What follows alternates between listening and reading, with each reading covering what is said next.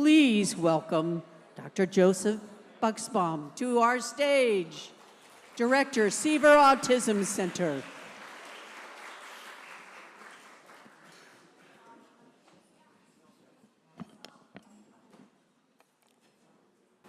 Good morning. Thank you for coming out on this spring day. It's still beautiful because you have those great windows in the back looking over Central Park. This is our 29th annual Autism Conference, so we've been doing this for a while, and obviously over that time there's been enormous changes in the field, from being the only conference of its kind in the Northeast for many years to now being one of many in the New York area and the tri-state area. And as a result, we've kind of changed the focus a little bit over time, and we spend a lot of time now focusing on what's being called profound autism, for the simple reason that we think that if we can help the people who have the greatest needs, we can help everybody. And somehow,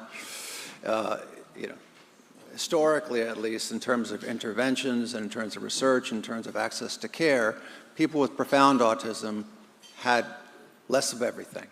And the Seaver Center made a point of trying to change that, as you'll hear about over the course of the day.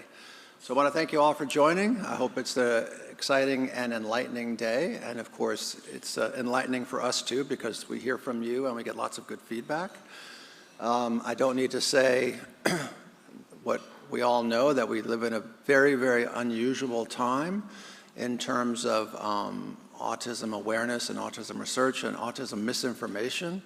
We've taken a huge step back, as far as I'm concerned, in terms of things that we've kind of put to rest over decades of massive international studies, for example, around the vaccine or environmental toxins. We put that behind us, and now it's resurged under the new directorship of the HHS. It is trying, it's troubling, it's resource draining. It's also energy draining, because all of us now, I'm sure families and clinicians and researchers, are doing this rearguard action of trying to justify, what we do and all the progress we've made. On the plus side, as Mark and Terry reminded me, in just a few short months I'll be out of a job. I can retire, because they will, it will be, the causes will be known and the interventions will be in place. So that's kind of a good thing. Obviously, anybody who's involved in research is very concerned about the funding situation. There's about $2 billion of NIH money that has not been distributed. It's very kept on the down low. The new strategy now is not to cancel grants, but to slow walk them. So we're $2 billion behind in monies across the NIH that should have been distributed. We already know that there is a significant earmark of the modest amount of money over the entire NIH budget that goes to autism has been earmarked now for studying environment and vaccines. In fact, a very significant portion of the NIH budget for autism has been earmarked. And that is, sorry to say it, but money that's being thrown away. It's not like we haven't looked at the causes of autism for decades. Even Leo Kanner was looking at the causes of autism. That's why he used the word innate in his description, because he understood that the signs of autism and the kids he studied were there by 4 months of age. So he made the point that it was innate and not some kind of psychiatric decompensation of some kind. And in fact, from that first work on the innate nature of autism to the very famous twin studies by Susan Folstein and Sir Michael Rudder, through the work of the follow-up work 18 years later by Bailey, through the family studies, through national studies involving 2 million people or more across countries, we now know that autism is primarily caused by genetic causes, which gives us an entree into understanding the biology and developing models for improved therapeutics. And in the context of all of that, we have been told now by the Secretary of HHS that genetics is a, quote, dead end. So we're going to spend a lot of time today talking about the dead end of genetics and how it's leading to treatments for genetic disorders, but also to treatments that might transcend a specific genetic disorder, and how we get from genetic architecture to the particular driving genes to model systems to therapeutics. So, we like to think that we are a consistent and trusted resource. We like to think that we're always, speaking truth to you people, and of late also truth to power. Many of us have become more involved in advocacy, even though, of course, we are not-for-profit and we have limitations. When I speak as an advocate, I'm not representing Mount Sinai. I'm representing my family with its issues with autism and your families, right? So I will, in the course of my talk a little bit more about the Seaver Center and how we operate to kind of put it in context. But I wanted to go on and thank our sponsors. Every year, which was the order here? Oh, Associates Board. Sorry, we can go back. Yes, Associates Board. So we have a very, very supportive Associates Board that gives us lots of feedback and support. I apologize to the board profusely. We've been kind of radio silent for the past months and months and months because we've been pretty much gobsmacked. And I apologize to a lot of people here who reached out, and we haven't been so responsive. Allison Singer was just telling me that her life is the same, that she spends every time somebody or other opens their mouth, they have to write a response to it. And that takes them away from what they really want to do, which is support good science, right? And so we have the same thing where we are always fighting this rearguard action on every level, to try and make sure funding is not cut, to try and make sure that people understand what's going on. So we've been playing catch up, and I apologize to the Associates Board for not meeting for quite a while. We have a commitment now to meet pretty soon. Anybody who wants to join the board, it's an opportunity to kind of interact directly and help craft the direction of the center. And I also want to thank the sponsors. We over time have lowered and lowered and lowered the cost of this meeting now to $25. I think it was in 2021 we made it, or 2020 we made it $20 to match the year. Now we've gone up to $25. And the reason we can do that is because we have sponsors who are very supportive of this. And this year, I think the sponsorship says it all. We have family foundations, we have friends and colleagues that support us. We have therapeutic companies developing the next generation of therapeutics. We have foundations that are supporting just rare genetic research. We have companies like Stolting, which has a table outside, which uses a tool to develop to measure sensory reactivity in people who are nonverbal or pre-verbal. And the beautiful thing about the sponsors this year, and we have service providers, YAI, Premium Healthcare, it covers really the entire, I should avoid the word spectrum, but the entire, stakeholders in this journey of developing better and better treatments at all levels, including things like housing and just regular medical care, all the way down to novel therapeutics. So thank you to the sponsors, and we should all thank them because.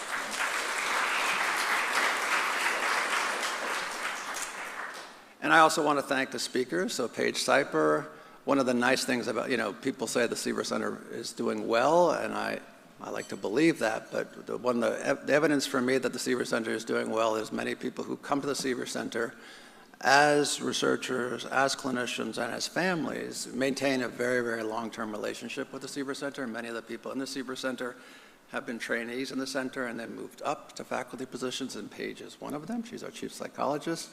Fred Etok is a collaborator at Rumi Scientific. We've had a really great collaboration that he'll talk about in terms of screening organoids for drugs for autism. Matt Disney is another great collaborator from Scripps. He's really developed a whole new approach to therapeutics involving small molecules, which are the pills that you can take in your mouth, traditional medicines, how they might regulate gene expression. And if you know a lot about autism, you know that it's also often by loss of gene expression or gain of gene expression. Rachel Groth is also another longtime collaborator who was representing Neuron right now, and as you know, Neuron has an approved drug for Rett syndrome, which she'll talk about. Did I get that right? Yeah. Alex Kalevzon, a clinical director. I think you all know him. He's Dr. K, the famous Dr. K, and a long-term researcher, clinician in our group. And then Pilar Trellis, again, she's worked with us for many years. She's now at Boston Children's, and she'll present some work, which I'll kind of go, I'll give you my job is to not tell everybody else's story, but help frame their story. Okay. There'll be lunch at 11:40. So just right outside, you can grab lunch and have it. There'll be 1 hour for lunch. The drinks are available all day. Anybody wants to step out, and you can eat at the seats here. And then what we're going to do, because invariably people like me talk much more than our allotted time, is we'll have all questions at the end. We'll have a panel. Everybody will sit up here, all the speakers, and then you can ask your questions then. If you have questions, I should look at that and see what advancing of slides. Any questions, any comments, any concerns, any thoughts, want to keep in touch, you can write to Sarah Lynch, who's been putting this all together. And with that, I think we can start the conference. Yeah. So I'm going to talk, again, kind of like a big picture review about disease-modifying treatments, which is a fancy way of saying things that actually change the course of an illness, right? Not just symptomatic treatment, but changing the trajectory of an illness of any kind. And I'll talk about profound autism, next slide, which is a relatively new term that has come into being. I think we know that some of the confusion or conflation or concern about autism has been a imprecise definition of what autism is. Leo Kanner talked about something that he knew it was innate because the kids that he saw, they did not reach up when their parents reached down to pick them up, right? So he saw something that now we would consider pretty rare, some very profound disability, autism sort of disability, and from that, then we also had Asperger, which was low needs individuals, low service individuals, and both of those definitions got broader and broader. And so now people hear the word autism and they think they know some part of it, but maybe not all of it. And one of the things that's been lost in all of this is the fact that there are many people with high service needs, and the term profound autism is to capture that. And basically the definition of the Lancet Commission is requiring 24-hour access to an adult who can care. So, they don't need 24-hour care, but they need access to somebody who can help should the need arise. And that's a pretty good definition, even though it's, not as sharp as sometimes we'd like. But epidemiological studies also quoted in the Lancet paper estimate that 20 to 50% of individuals, let's call it a third of individuals with autism, meet these criteria for profound autism. Okay, now it's very important. I need some feedback. How many people here watch Survivor?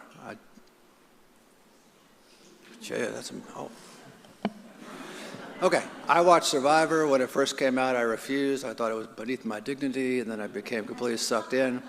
And in this season 48, there is a woman who's a PhD student from Brown University who has autism, and she's a fierce competitor.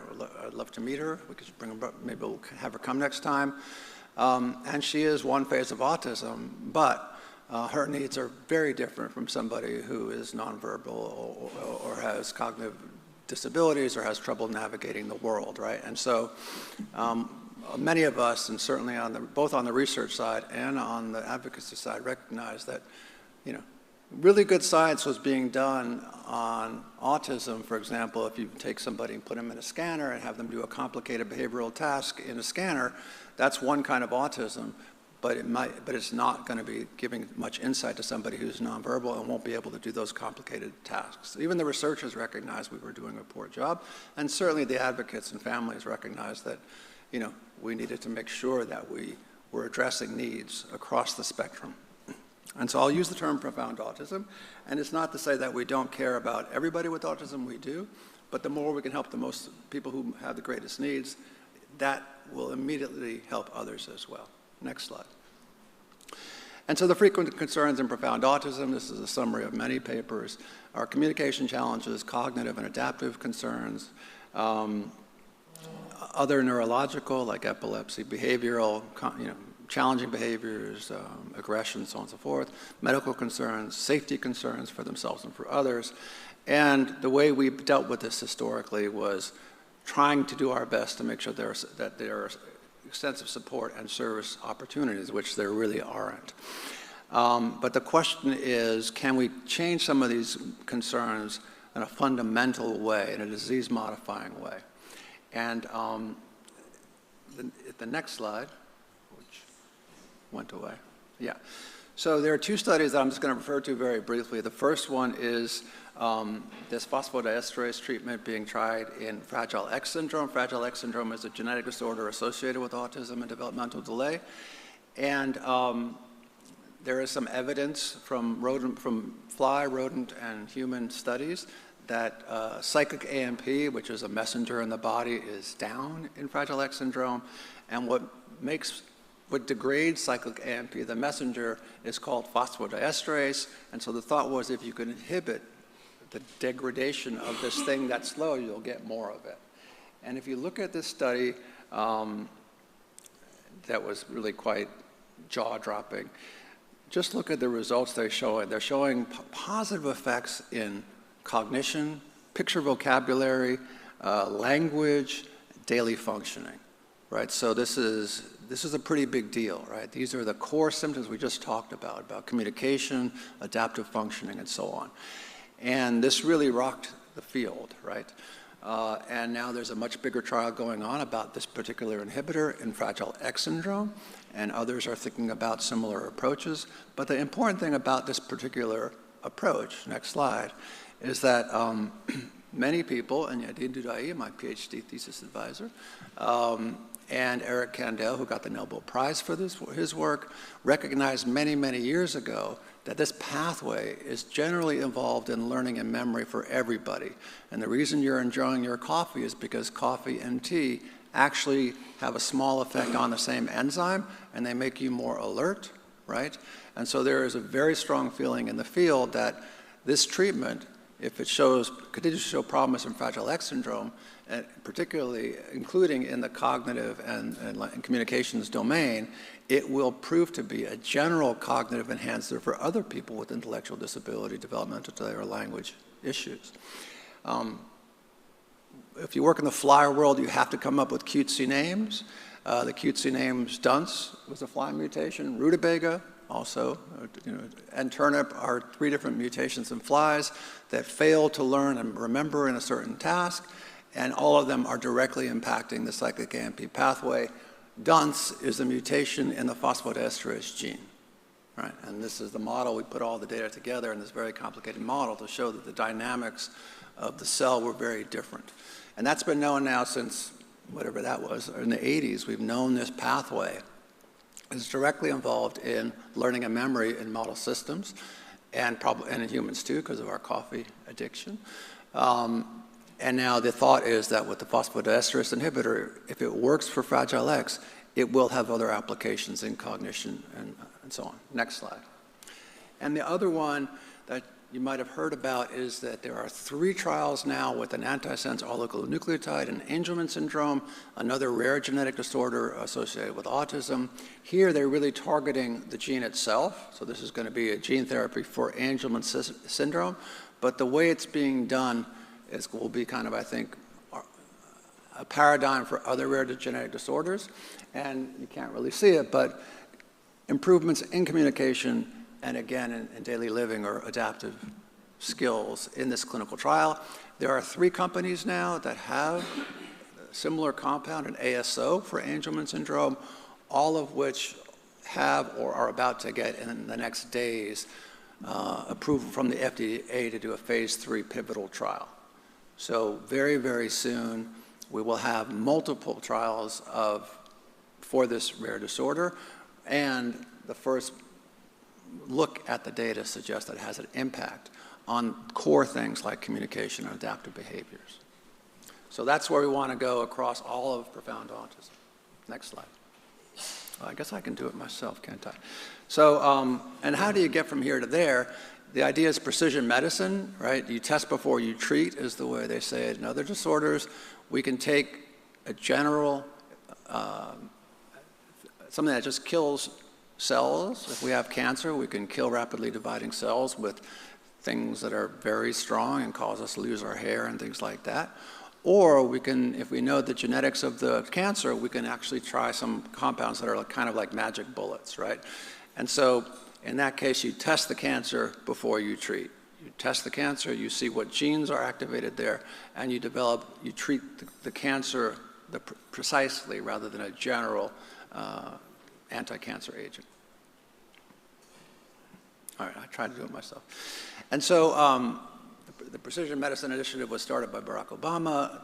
The woman on the slide discovered the cause of her own cancer. She was a student. She was at Rockefeller at the time. And the last time we had a big stimulus package was the ARA package, for those who remember. And unlike the more recent packages, a tiny bit of the money went to the NIH for really, really novel, high-risk, high-reward studies. And the NIMH put a small amount of money to sequencing 200 families with individuals with autism. And that was, on this slide over here, there were people already working in autism, and there were two major sequencing centers at Baylor and the Broad that joined together to sequence this 200 families, which seemed like an awful lot. At the same time, there was a philanthropic effort by the Simons Foundation to sequence their families. And they split it amongst 3 researchers. They had 800 families. And so in 1 year in 2012, we had 1,000 families sequenced. And the upshot of this was that we realized there are lots of genes to be found, about 1,000 genes, because we only found 9 genes. And you can, by the number of genes you find with the size of study you're looking at, you can estimate how many genes there are to be found. And there were lots of small cohorts, but it was quite clear if we wanted to make progress on these 1,000 genes, we'd have to work together. So in this room, yeah, right in front of this picture here, I actually have a picture, but in front of this bookcase here with that in the background. We all met here, and then we met at the NIH for a full day with 165 stakeholders, giving us feedback. And we created an NIH-funded consortium called the Autism Sequencing Consortium. Has been continually funded since then. And the argument was that you need tens of thousands of families to reliably find even 100 genes out of 1,000, right? And so that effort, which is publicly funded by your NIH dollars, has been remarkably successful. This is the dead end we've been talking about. It's probably the biggest success in psychiatry in the past decade. And what we've been able to do is, every 2 years publish a major paper finding more genes and understanding how those genes work biologically but also genetically. So this is in 2014. This is the first big paper from the ASC. Sylvie Durubé is back there somewhere. She raised her hand. There she is. Yay. So she was a postdoc at the time. Now she also is at the Seaver Center. And some of the genes that you see here, ADMP, I mean, these are just the genes, the genes we all know about because the top genes were the easiest, so to speak, to find.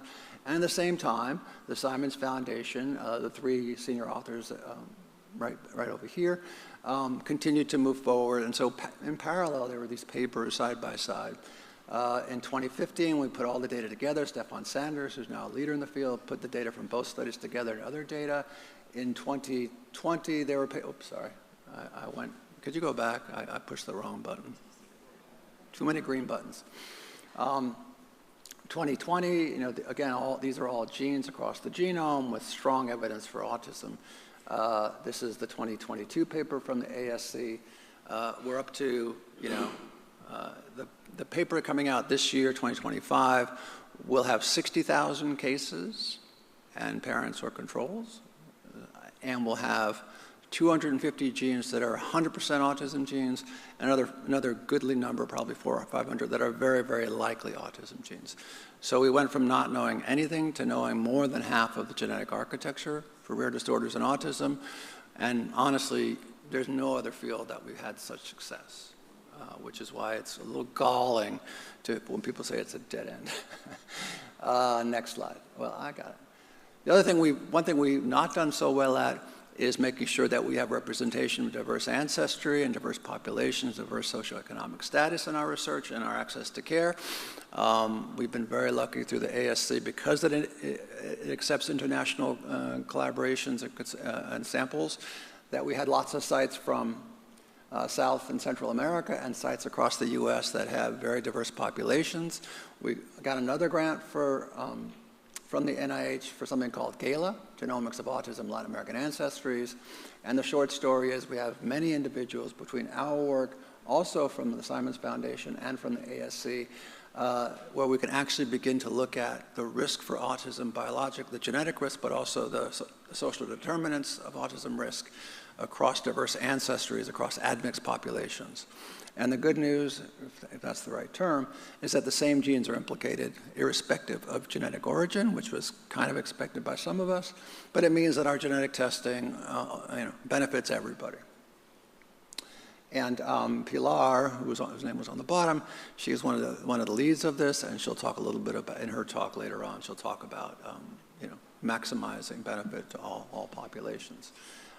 This is just to show some of the results. Oh God, I did it again.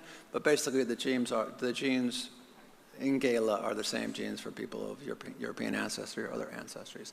So what's the take-home of this 12 years of genetic research? The first is that there are many genes that is highly heterogeneous, right? And that just means that it's not a single disorder, and it may not be treatable as a single disorder. There may be some things you could do for everybody, social skills training, but there may be some things that will be really beneficial for somebody who has a specific cause, but may not make such a difference for the next person over. And that's what precision medicine is all about. Right? Test before you treat. The second take-home, and this is important, is that most of the genes most of the mutations we see in autism are associated with truncating variation, so loss of function, you're missing one copy of the gene, as opposed to having a gain of function where the mutation changes the nature of the gene. What that means is it's a haploinsufficiency. We normally have 2 copies of all genes, and one of them has been mutated, and now we're down to having just 1 copy of that gene. I have a bad feeling right now. How much time do I have? Oh, not me. Okay, good. And so this is a unique problem because they're dosage sensitive. So it turns out it means that you need to have just the right amount for optimal development, and either too little or even too much can be detrimental. And that's very different. We've had amazing success for genetic disorders that are not dosage sensitive, where you just need some of the gene product. You don't need a specific amount. But most of what we're finding in autism and developmental delay and epilepsy, in fact, are these dosage sensitive genes. And so the challenge is, getting the right amount. And this is Goldilocks. Right? So this porridge is too hot. Right? So you don't want the porridge to be neither too hot nor too cold. The other take-home is, as much as we'd like it to, people have looked at this in a dozen different ways. It's certainly not a single pathway. There was a hope that you take all these genes and it come up to one primary pathway that could be treated. We don't have that. We still have faith that we'll be able to take the many, many genes and break them down into a modest number of pathways that could each be treated differently or separately, but it's certainly not one pathway, and that's kind of where we enter the world of rare disorders, because pharma likes to develop drugs for massive populations. And when you say, well, there may not be one drug for autism, there might need to be dozens, they have so far not been so interested. They're also risk averse. They want to make sure they're going to make the money. So that's where academia and biotech can really have an impact. The other take-home, and this is also important, is that the mutations we're finding are associated with high risk. So this is a review paper, and if you look at relative risk, so look at we're up here now, these are different kinds of mutations and the frequency in the population. These are the rare ones we're talking about. The relative risk for autism for these mutations is between 20 and 200, right? So these are nearly Mendelian. And more to the point, in an individual carrying that mutation, their autism and developmental delay is largely or mostly explained by a single mutation. Right? And that means you could treat the mutation and you can make a difference for that person. It also means that if you make a model, if you mutate that gene in cells in culture or in laboratory animals, that animal tells you something about how the brain develops in the context of the mutation, and then you can use that to understand the biology of autism. So these high effect genes are critically important both for general therapeutics and understanding biology, but also for developing therapies for these rare disorders, right? So there's a mouse model of Fragile X syndrome, which, could have been on a scale 2, right? And that's how we learned about cyclic AMP, and how we've also tested the phosphodiesterase in the mice inhibitor, and now the clinical trial. All right, and the other thing to remember is that, this is a study done in Sweden. It's an epidemiological sample, so we know exactly what fraction of the population we sampled. We sampled in a very specific way. It's not your typical so-called convenience sample. And we're pretty sure now that, something like 26-27% of individuals with autistic disorder in the sample have a genetic diagnosis. And that number is going to go up a little bit. It'll never get to 100%. But this is a non-trivial fraction of people who have a genetic diagnosis. And of course, the same pathways are likely to be playing even in people that don't have a genetic diagnosis. So we begin to get some insight into the biology. So that's the take-home. And so one way to look at this, and this is what we've been doing and others have been doing too, is to treat these genetic findings as orphan genetic disorders. Okay, and what that means is you basically, so first of all, as I said, when you find some of the genes, well, I'm sorry, I didn't mean to do that, but you find the genes, and now you can mutate that gene in cells in culture or in animals, and you can understand something about biology. But if you mutate the gene in cells in culture, you can use that platform to screen for drugs that might reverse whatever you see in culture. I'll give some examples of that. And then you can then test that small molecule or other drug in animals, and you can actually come back to the patients. And it's very important to actually understand the clinical phenotype of people with each kind of subtype of autism, so you know the endpoints that you may want to do for trials, but also so you can give them advice, what to do with how to talk to their doctors. The other thing that's emerged, of course, of late, is that not only can you make traditional medicines, but you can also do gene-targeted therapies. We've gotten to the point in neuroscience where you can actually get up and say, I found there's a new genetic mutation, and I'm developing a gene therapy for it, which is a pretty recent thing that people are so comfortable about the safety and efficacy of some of the gene therapies that they can just, jump right in. And there, the idea is that you found the gene, you understand the mechanism, maybe it's a haploinsufficiency, and then you try and replace what's missing, and you can test it in your human neural models and your animal models, and you can ultimately go into clinical trials. And all this comes out of having all these genes as tools or as targets. So at the Seaver Center, one of the things we do across, there are about 15 faculty at the Seaver Center. How do we work across laboratories? One of the ways we do this is we choose genes, and then we parallel clinical studies in those individuals, people with mutations in the gene, as well as preclinical studies in cell and animal models, to learn back and forth, about the utility of the models, how much they tell us about autism, how much they tell us about specific genetic mutations, but also as we study the animal models and the cell models, we can find things that may actually improve some of the phenotypes, some of the things we see in the cell and animal models, and those can be tried in individuals, and Alex is one of the leaders in some of this drug repurposing. And ultimately, we can think about robotic methodologies to screen molecules or gene therapies to go back into individuals with these disorders, with the idea that, by simultaneously working with families and with preclinical models, we can have a major impact on a specific rare disorder. But we're also doing things in the preclinical space across many genes at a time to try and find these common pathways. And that's unfortunately not gone as quickly as we'd like, but we continue to persist, and many groups are persisting on that. So if we're thinking about any kind of gene-targeted therapy, and it doesn't matter if it's gene therapy or whether it's a drug that you're using in the context of, like example, Fragile X syndrome, the issues are well mapped out. It's not a trivial problem. So the term here, gene-based therapeutics, is meant to mean not just gene therapies, but therapies that were derived looking at these genetic models, right? And I think the PDE4 would be an example of that, even though I don't think it's going to be specific for Fragile X syndrome. And so there are lots of challenges, right, of how to get from here to there. This was a workshop that Mustafa Sahin put together, a gene therapy workshop at the NIMH. And one special challenge is how do you measure impact and success? You're going to do a clinical trial, it's going to be short, and you're looking for a change that's meaningful, right? Now we have the examples of Fragile X syndrome and Angelman syndrome, and we actually think that maybe in a short clinical trial we can see significant changes, but we're never sure, right? It may take longer than a trial.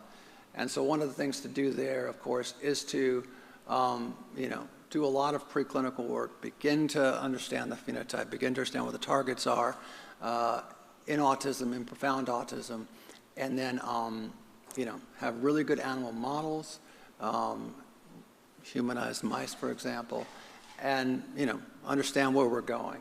And obviously, as I mentioned before, if we take the gene ADMP, which has come up a few times today, it just so happens that several people will be talking about it. One of the top autism genes, it's right over there. These are genes for autism. Different colors are the kinds of mutations. These are the ones we found the most, SNC1A, SNC2A, SHANK3, ADMP. And for ADMP, just as an example, Paige and team have done a lot of work mapping the phenotype, right? So sensory reactivity, there's some phenotyping here. This is actually a blood biomarker. And then at the behest of the families, Alex and team also did a low-dose ketamine trial in ADMP and saw some, so you can actually do clinical trials in a defined subgroup. This is defined genetically, but of course it could be defined other ways. So having a genetic diagnosis allows you to look at the precise patterns of behaviors in that genetic diagnosis and figure out what the major concerns might be and target them. So Paige will talk about that. Delivery, how do you get things into the brain? How do you get a drug into the brain? It's not a trivial question. And this is really what changed the field as far as I'm concerned. There is a disorder called spinal muscular atrophy, SMA. And in SMA, it was the most common cause of death before the age of 2. Genetic cause of death before the age of 2, just a few short years ago. There are now treatments for it, and the people who were treated are still alive. So, complete pivot from something that would kill a child before the age of 2. It's a breakdown in nerve cells in the spinal cord that are responsible for functioning, but also for things like breathing. And obviously, if that nervous system begins to degrade and decay, your life expectancy is very short. Okay, so but look what in 2017, an antisense oligonucleotide was put into these kids by injection into their spinal cord, and it targeted SMN2, which is a gene that was replacing the missing gene that was mutated in these kids. Those kids are still alive. That was groundbreaking. It changed the field forever. 2 years later, another company came up with a gene therapy. This is what you hear about when you say, oh, we put a gene like, Alex will talk maybe a little bit about Jaguar, put a gene in to replace the missing gene using a viral vector. So just 2 years later, there was a one-and-done treatment. So this you had to keep on injecting once a month into the spinal cord. This is a single treatment with a gene therapy that replaced the missing gene, and these kids were doing okay.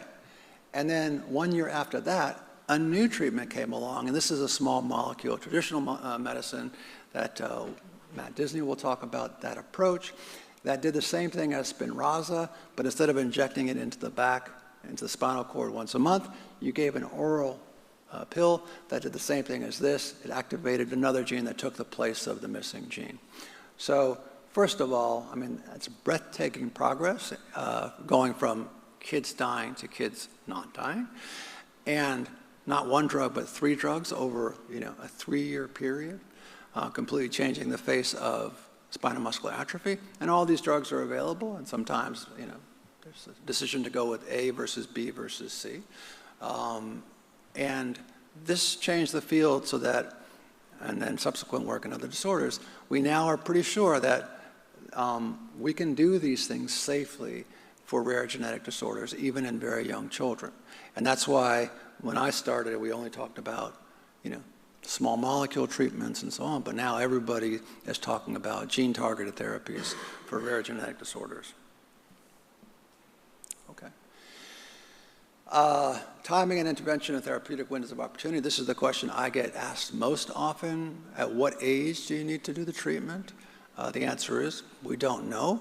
We do know with behavioral interventions that younger is better. I suspect it's going to be the same thing with other interventions. But we also know, and I mentioned this at INSAR a couple of days ago, Mary Coleman, when she got the Lifetime Achievement Award, she was one of the first people who recognized it was the autisms, which she was saying that many, many years ago. And she said that because any test she did in her cohorts, every kid or adult was different for any kind of marker. But she pointed out that PKU, which is now universally screened at birth in America and treated immediately. If you treat it in the first few weeks of life, you're perfectly healthy. If you don't, you have very severe neurological problems that really don't go away. She pointed out that they had searched individuals living in facilities who had profound intellectual disability through their entire lives. And some of them turned out to have undiagnosed PKU because they were born before the testing. And if you change their diet the way we now do for young kids, some of the behaviors, even in their 50s and 60s, got better, particularly self-injurious behavior. That's a pretty big deal for anybody who knows about self-injurious behavior. It's a pretty devastating thing for the individual and for anybody who's watching it. And she pointed out that even at 50 or 60, changing the diet, it didn't reverse, 5 decades of brain challenges, but it reversed something very significant, the self-injurious behavior. And now we know that if you do the same diet in the first 2 weeks of life, first few months of life, you actually avoid all the problems, right? So her point was even at very late stages of life, you can get improvements. And I think that's just one example. I think for some of the genes we'll find, we already know from animal models, you can turn a gene back on at adulthood and get a lot of recovery. It's going to depend. But this is what I think is of concern for families, but also for pharma. What if you have to give it, at 1 week of age, like with PKU? And the answer is maybe, but the answer is right now the FDA realizes that we might have to do things very early, and some of the ongoing trials, the FDA is allowing from the beginning to start with younger individuals, as long as the families are supportive and understand the risks and the benefits. And, like in the case of genetic testing, but any testing whatsoever, if there is a treatment, we will start testing. The reason there's such a dearth of genetic testing for autism is not because we can't do it and we don't have very, very obvious ways. It's because many clinicians say, what's the point, right? I think there's a strong point, personally, but obviously not everybody agrees. But if there were a treatment for some subtype of autism, however you define it, and there was a test for it, everybody would be tested in the same way everybody started getting tested for PKU, right? We said, we have a treatment for it, everybody gets tested, period, right? And so I go back to, universal testing. There'll be a lot of findings for the genetic causes of autism. And as we understand more about other biological causes, there will be tests for that as well. But they will be driven by the existence of an intervention rather than just, for other reasons. And then gene dosage, that's what I talked about before. There's this problem of the Goldilocks effect, right? You want to get the right amount. That's not a trivial thing. You want to get it into the brain. You want to get it into the right cells at the right time. So there's timing, there's place, time, and dosage. And we'll hear a lot about that today. One possibility is targeting upstream or downstream pathways, so not worrying specifically about the gene. I've already given the example of Fragile X syndrome as a downstream pathway that probably is going to be much more than Fragile X syndrome. Fred will talk about using microtissues for screening phenotypes. Rachel will talk about IGF-1 signaling in synaptopathies. That's not Rett syndrome. Alex will talk about PMS kind of historically. He's one of the leading clinical researchers in the field. He'll talk about the entire history of that. I mentioned when you want to target the intact copy, so there's 2 copies of the gene, one that's mutated, one that's not. Can you make more product from the not mutated copy? I gave the example of Angelman syndrome. Matt will talk about targeting the other copy of the gene with small molecules to increase the amounts of the healthy copy. Gene replacement is what we talked about, the one and done for SMA. Alex is involved in a study right now for PMS on that. And then, of course, you can correct the gene. CRISPR is what people talk about. We're pretty far away from that in the brain. There's been some major breakthroughs, for example, in the eye. But there are ways of correcting a gene with HTRNAs or with ADI editing that Miguel in the back there is working on. So you can correct the gene or its gene product. So I'll just steal a little bit of thunder. I told Matt I was going to show one slide from the work we've been doing collaboratively. This I just got from Nan Yang's lab over the weekend. This is human nerve cells in culture. It's actually iPSCs, but human cells in culture. This is one of the small molecules at different doses that Matt's lab has discovered. And this is ADMP. This is ADMP with vehicle. So this is a mutation in one copy. So this is 2 copies of ADMP. This is a mutation in 1 copy of ADMP. And as you put in the drug, you get more of the ADMP in human cells in culture. And Matt's group has already shown this for a transform line, and this is now doing it in human cells in culture. And the next step will be do it in human neurons in culture and in organoids, to say that we can take this small molecule. There are 2 copies of the gene, one's mutated, but we're forcing the not mutated one to make more product, as if it was doing the work of 2. You know, when you're pregnant, you say you're eating for 2. This is making one of the ADMPs express genes for 2. So Matt will hopefully give you some background. And then I'll talk, we're not going to hear much about gene correction, but I'll just talk about one thing very quickly, which is we now have ways of correcting mutations on the RNA level. It's called suppressor tRNAs or engineered tRNAs, and basically it modifies the way we make a protein. When there's a mutation, it puts when there's a mutation in the sequence to make the protein, it makes the wrong protein, but there are ways of putting in little tiny pieces of DNA called suppressor tRNAs to make the body make the right protein in the face of a mutation. And one of the same ADMP gene, about 1/3 of the individuals have the same exact mutation. So if you could think about a treatment for the mutation, like we do in cystic fibrosis, some of the treatments are for a specific mutation, then you might be able to help people pretty quickly. And again, the most important thing is if you help one person, then everything will change, because then pharma will say, oh, okay, we can make a difference. We don't have to worry that we're never going to see a change. And so I really do believe my job and our job in this kind of research space is to show that we can reverse major significant impairments in profound autism, and then it will open up completely to all the big companies that do this very, very well, and the biotech that do it exceptionally well as well. So 1/3 of individuals have the same mutation, tyrosine 719. The height of these lines are how many people we saw. Most mutations is 1 person, and suddenly we see 16 people with this mutation. And we are playing with these very small pieces of DNA that actually reverse the deficit. So they actually fix the mutation so far in culture and produce from the mutant gene the proper protein, right? And so this is a lot of fun. It takes advantage of, first of all, a new core at Mount Sinai, an LNP, an RNA core. But this nanoparticle is what we all got when we got our COVID vaccines. So a few years ago, we knew about nanoparticles and LNPs. It was exploratory. Nobody knew when there was going to be ever a clinical trial with it. COVID came, and suddenly we all have gotten LNP injections, and we know, in spite of what the Secretary of HHS is saying, we know that COVID vaccines have been incredibly safe, billions of doses.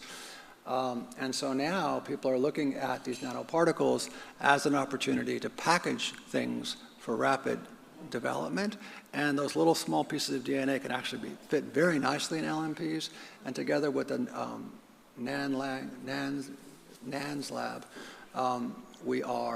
this is just an LNP with a small amount of GFP. These are human neurons, and you can put in anything you want to very quickly into human neurons and human organoids using these little nanoparticles, lipid nanoparticles that we all have gotten through our COVID vaccines.